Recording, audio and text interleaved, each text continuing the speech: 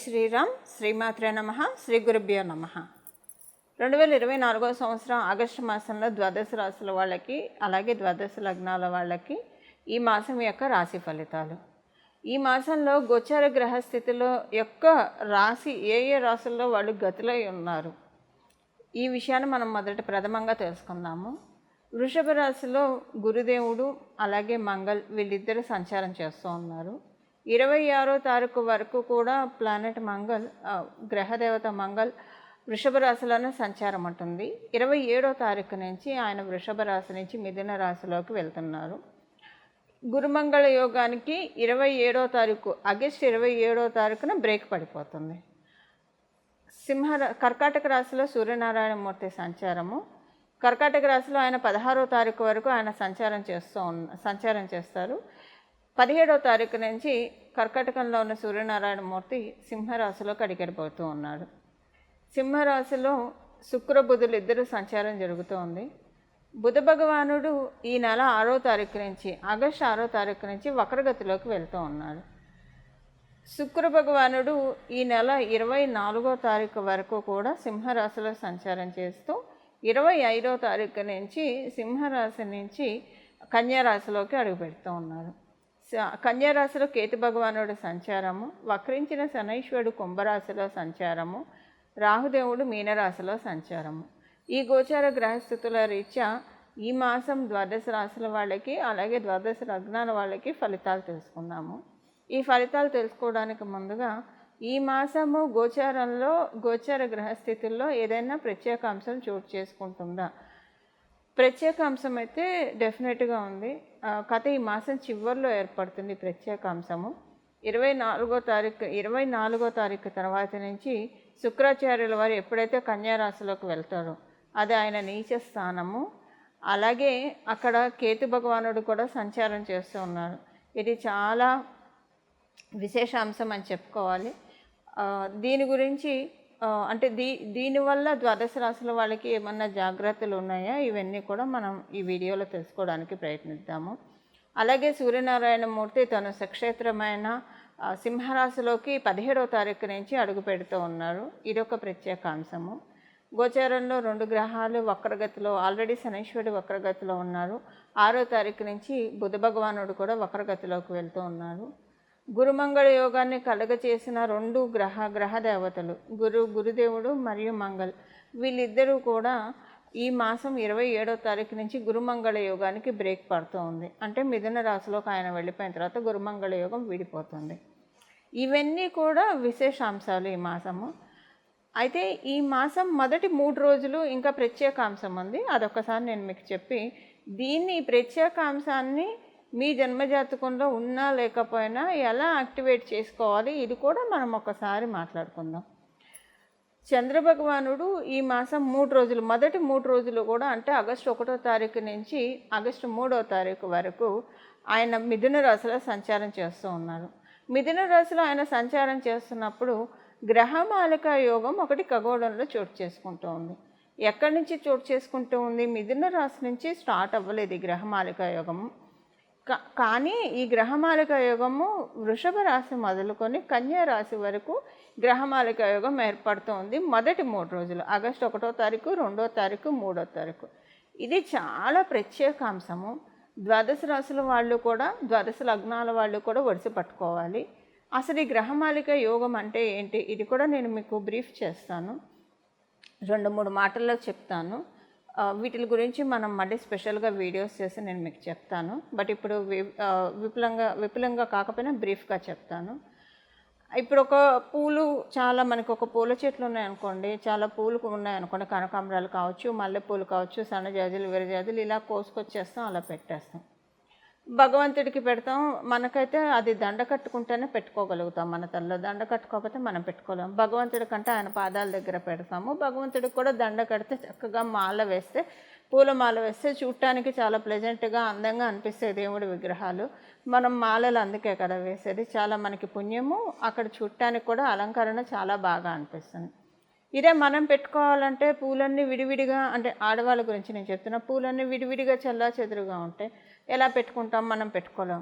వాటన్నిటిని మనం ఏం చేస్తాం, చక్కగా ఒక దండలాగా కుట్టి, ఒక దండలాగా కట్టి, కొంతమంది చాలా గుత్తిగా అల్లుతారు, కొంతమంది విడివిడిగా అల్లుతారు. సో ఎవరికి ఇష్టానుసారం వాళ్ళు చక్కగా కట్టేసేసి మ్యాక్సిమం గుత్తిగానే అల్లుతారు. అంటే ఎక్కడ గ్యాప్ లేకుండా చాలా దగ్గర పెట్టి అల్లుతారు.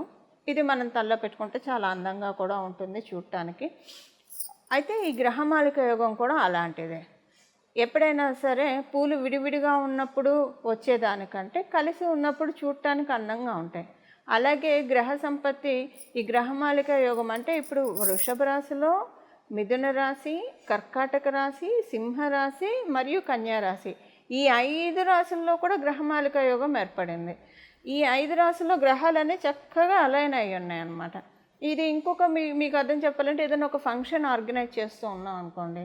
ఇప్పుడు ఫంక్షన్ ఆర్గనైజ్ చేసే హెడ్ ఆయన మొత్తం ఆయన కావచ్చు, ఆమె కావచ్చు, అన్ని వ్యవహారాలు వాళ్ళే చూసుకోలేరు. గ్రౌండ్ లెవెల్లో ప్రతి వ్యవహారం వాళ్ళే చూసుకోలేరు. లేదా ఒక కంపెనీ CEO కావచ్చు, ప్రతి వ్యవహారం వాళ్ళే చూసుకోలేరు. వాళ్ళు ఇంకొకళ్ళకి అసైన్ చేస్తారు, ఆ ఇంకోళ్ళు ఇంకొకళ్ళకి అసైన్ చేస్తారు, ఆ ఇంకోళ్ళు ఇంకొకళ్ళకి. ఇలాగ ఒక చైన్ సిస్టమ్ అనేది ఉంటుంది కదా.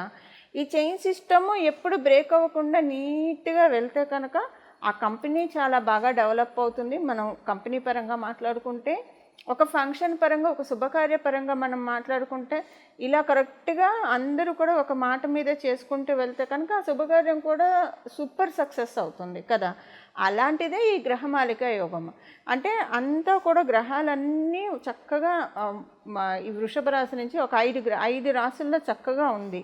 5 రాశుల్లో ఉండడం వల్ల ఇది గ్రహమాలిక యోగం ఎవరి జన్మ జాతకంలో అయినా మీకు ఆల్రెడీ ఉంటే, ఇప్పుడున్న ఈ గ్రహమాలిక యోగం ఇంకా మంచి ఇంపాక్ట్ ఇస్తుంది.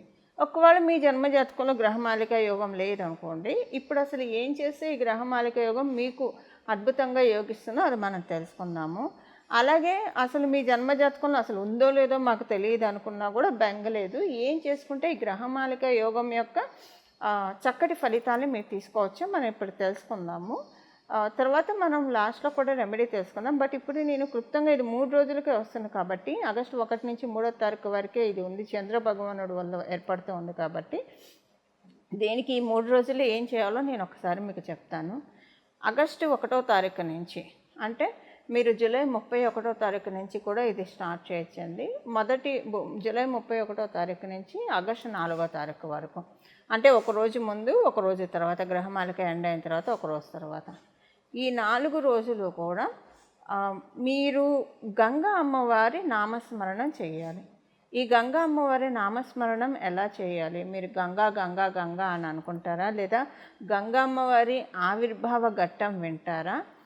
లేదా ఇప్పుడు నేను ఒక శ్లోకం చెప్తాను, ఈ శ్లోకాన్ని మీరు స్మరించినా సరే ఈ 4 రోజులు, అంటే జూలై 31వ తారీఖు నుంచి ఆగస్టు 4వ తారీఖు వరకు కూడా ఇప్పుడు నేను చెప్పబోయే శ్లోకాన్ని మీరు మనసులో తలుచుకుంటూ ఉంటే కనుక ఆ యోగం మీకు, ఆ గ్రహమాలిక యోగం మీకు చాలా చక్కటి సత్ఫలితాలను ఇస్తుంది.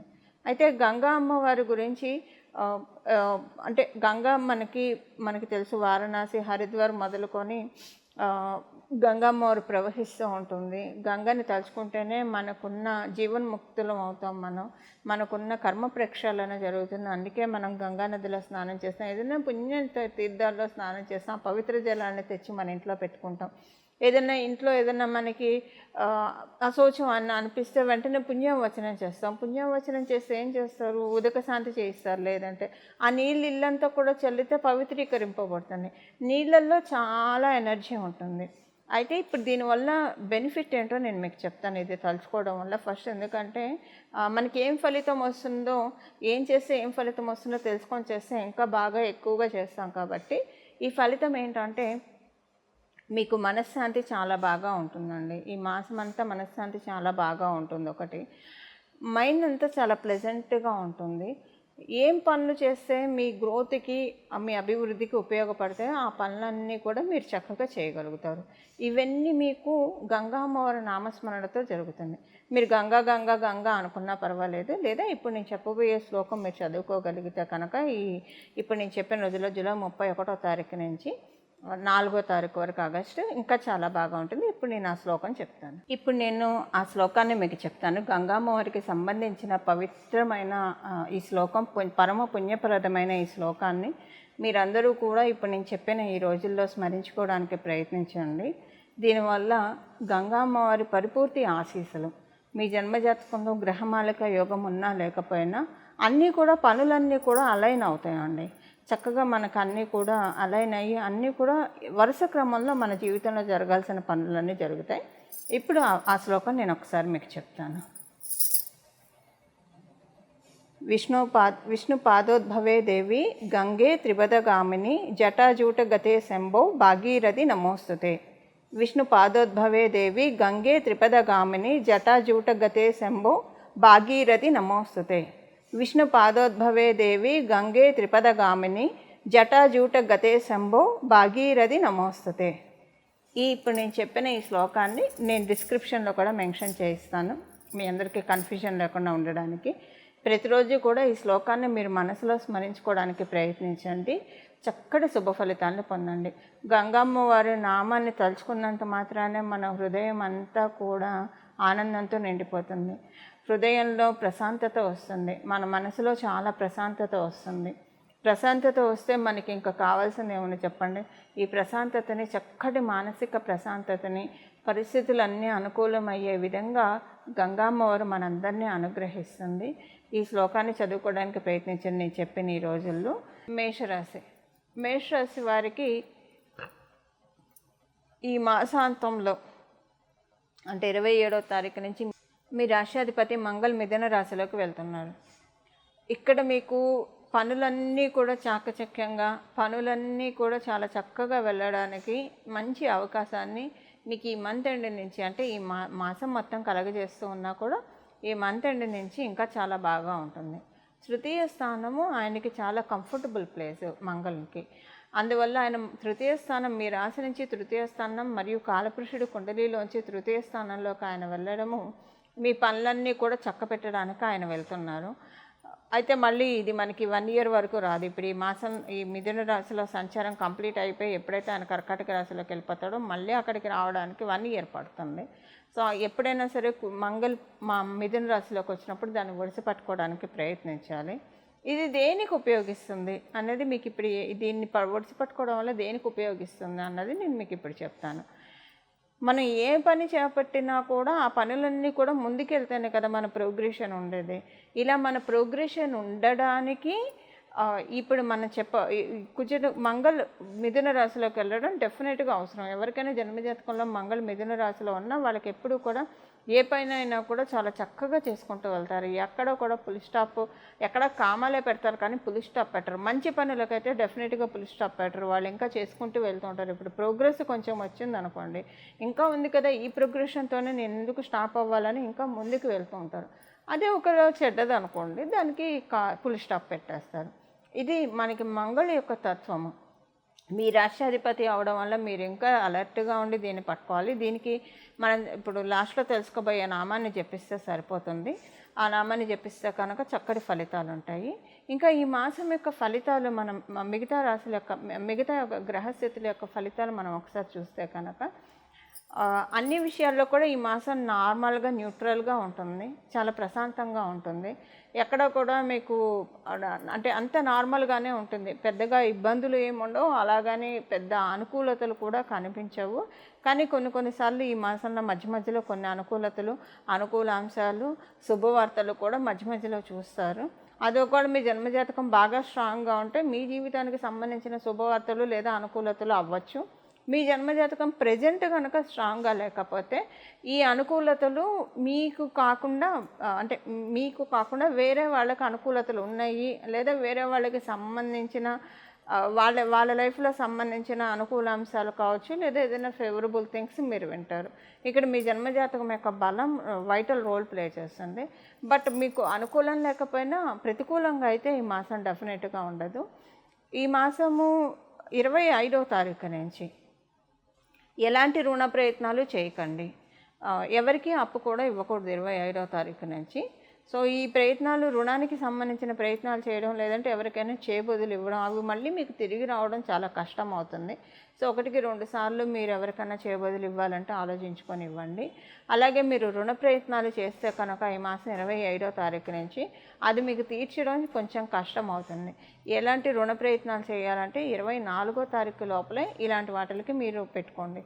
అలాగే గృహ ప్రయత్నాలు, లేదంటే భూమి కొనుక్కోవడం, వాహనం కొనుక్కోవడం, ఇలాంటివన్నీ కూడా ఈ మాసం 25వ తారీఖు తర్వాత నుంచి మీకు అంత ఎఫెక్టివ్గా ఉండదు. కాబట్టి ఈ విషయంలో జాగ్రత్తగా ఉండండి. ఈ మాసం 25వ తారీఖు నుంచి మీకు రిలేషన్స్లో కూడా కొంచెము ప్రత్యేకించి ఆడవాళ్ళతోటి కొన్ని ఇబ్బందులు తలెత్తుతాయి. ఈ విషయంలో మీరు చాలా కాన్షియస్గా ఉండాలి. వీలైనంత వరకు ఎక్కువగా ఎవరితోటి మాట్లాడకుండా కొంచెం సైలెన్స్ని ప్రాక్టీస్ చేస్తే కనుక ప్రాబ్లం ఉండదు. ఈ మాసం 25వ తారీఖు నుంచి మటుకు కొంచెం ఆడవాళ్ళ వల్ల ఇబ్బందులు వచ్చే అవకాశం ఉంది. అది మీ ఇంట్లోని వాళ్ళే కావచ్చు, లేదా బయట వాళ్ళు కావచ్చు, మీ అసోసియేట్స్లో ఎవరి వల్లనైనా కావచ్చు, కొంచెం ప్రాబ్లమ్స్ వస్తాయి. ఈ విషయంలో కొంచెం జాగ్రత్తగా ఉండాలి. అందుకని మనం ఇప్పుడు తెలుసుకోబోయే ఇప్పుడు నేను చెప్పే నామాన్ని మీరు ఈ మాసం అంతా జపిస్తూ ఉంటే కనుక అంతగా ఇబ్బంది అయితే డెఫినెట్గా ఉండదు, కొంతలో మీకు వెళ్ళిపోతుంది. అయితే ఈ మాసం మీకు పిల్లలకి సంబంధించిన హ్యాపీనెస్ చాలా బాగా ఉంటుంది. పిల్లల ప్రోగ్రెషన్ చాలా బాగా ఉంది. ఆ ఆత్మసంతృప్తి డెఫినెట్గా మీకు ఆనందాన్ని ఇస్తుంది. సెకండ్ థింగ్ ఏంటంటే పిల్లలకి సంబంధించింది ఒకటి, మీకు కూడా ఆత్మబలం, ఆత్మస్థైర్యం, ఇలాంటివన్నీ కూడా చాలా చక్కగా ఉంటాయి.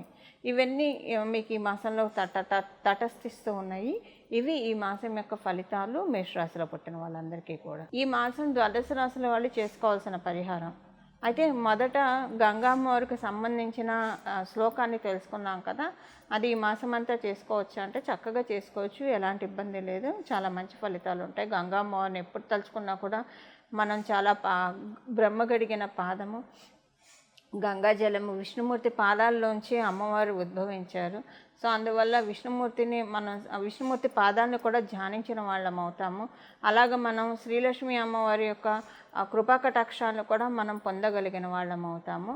అయితే దాంతోపాటు ఇప్పుడు మనం తెలుసుకోబోయే ఈ నామాన్ని కూడా జపించడం వల్ల ఇంకా మనకి ఒక చాలా చక్కటి సత్ఫలితాన్ని ఈ మాసం మొత్తం కూడా పొందగలుగుతాము. మొదట తెలుసుకున్న ఆ శ్లోకాన్ని, ఈ నామాన్ని, ఈ రెండింటిని కూడా జపించడానికి ప్రయత్నించండి. చాలా చక్కటి శుభ ఫలితాలు అందుతాయి. చూశారు కదండి మీ రాశి ఫలితాలు. ఇప్పుడు ఏ పరిహారం చేసుకోవాలో ఒక్కసారి మనం చూద్దాము. ఈ మాసం యొక్క విశేషాంశాలు చాలా ఉన్నాయి. అయితే ఈ మాసము మనకి ఆగస్టు నెల అంతా బాగుండాలంటే శ్రీలక్ష్మి అమ్మవారి ఆరాధన మనం ఎలానో చేస్తాము. శ్రీలక్ష్మి అమ్మవారి ఆరాధన ఈ నామంతో, ఇప్పుడు నేను చెప్పబోయే నామంతో ఈ ఆగస్టు మొత్తం కూడా ఈ నామస్మరణ మనసులో చేసుకుంటూ ఉంటే కనుక చాలా చక్కటి శుభ ఫలితాలు వస్తాయి. ఆ నామం ఏంటి ఇప్పుడు నేను మీకు చెప్తాను. శ్రీం భార్గవ్య నమః, శ్రీం భార్గవ్య నమః, శ్రీం భార్గవ్య నమః. ఈ నామాన్ని ఈ మాసం అంతా కూడా తలుచుకోవడానికి ప్రయత్నించండి. మనసులో నామజపానికి ఎలాంటి తప్పు లేదు. మనసులో మీరు అంటే ఉదయాన్నే లేచి స్నానం చేసిన వెంటనే ఇప్పుడు నేను చెప్పిన నామాన్ని ఒక 108 సార్లు లేదా 21 సార్లు అనుకొని, తర్వాత మీరు ఏ పనిలో ఉన్నా సరే బీజాక్షరం తీసేసి భార్గవ్య నమః, భార్గవ్య నమః, భార్గవ్య నమః అని అనుకుంటే కనుక చాలా మంచి ఫలితాలు వస్తాయి. ఈ నెల ఎండింగ్లో మంగళుడు మిథున రాశిలోకి వస్తున్నాడు. మిథున రాశిలోకి వస్తున్నారు. ఆయన మిథున రాశిలోకి వచ్చి మనకి చాలా బ్లెస్సింగ్స్ ఇస్తారు. ఆ బ్లెస్సింగ్స్ మనం యాక్టివేట్ చేసుకోవడానికి భార్గవ్యే నమః అనే ఈ నామాన్ని పట్టుకోవడం చాలా ఇంపార్టెంట్. సో ఈ నామాన్ని ఈ నెలంతా ఉపాసిద్దాము. చక్కటి సత్ఫలితాల్ని మనం శీఘ్రంగా పొందుదాము. మంగళం. నమో భగవతే వాసుదేవాయ.